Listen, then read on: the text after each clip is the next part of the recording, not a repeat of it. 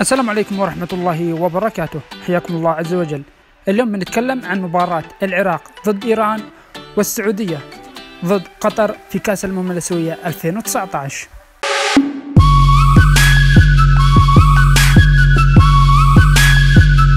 يقابل المنتخب العراقي منتخب إيران يوم الأربعاء 16/1/2019 الساعة 8 مساء في مباراة تحديد المركز الأول والثاني في ملعب نادي آل مكتوم بنادي النصر.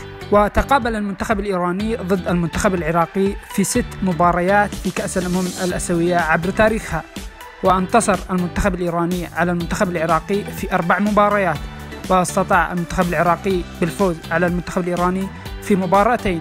وانتهت آخر مباراة بين الفريقين بفوز العراق 1-0 في مباراة ودية 2017.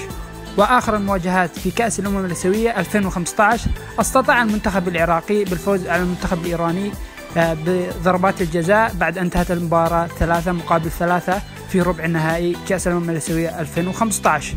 أبرز لاعبي منتخب إيران والعراق. في المنتخب العراقي أبرز لاعب هو اللاعب مهند علي مستقبل العراق القادم بتسجيل 2 هدفين في البطولة.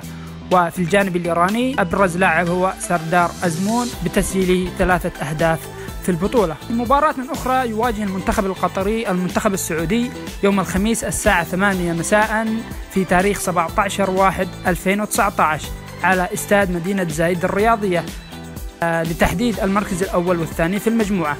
تقابل المنتخب القطري ضد المنتخب السعودي في 3 مباريات في كأس الأمم الآسيوية سابقا، انتهت جميع المباريات بالتعادل. وآخر مباراة جمعت الفريقين فاز المنتخب القطري 2-1 في نهائي كأس الخليج 2014. وأبرز النجوم المنتخبين المنتخب السعودي والمنتخب القطري. المنتخب القطري هو اللاعب المعز علي بتسجيله 5 أهداف في البطولة. وأبرز لاعبي المنتخب السعودي هو اللاعب فهد المولد بتسجيله 2 هدفين في البطولة.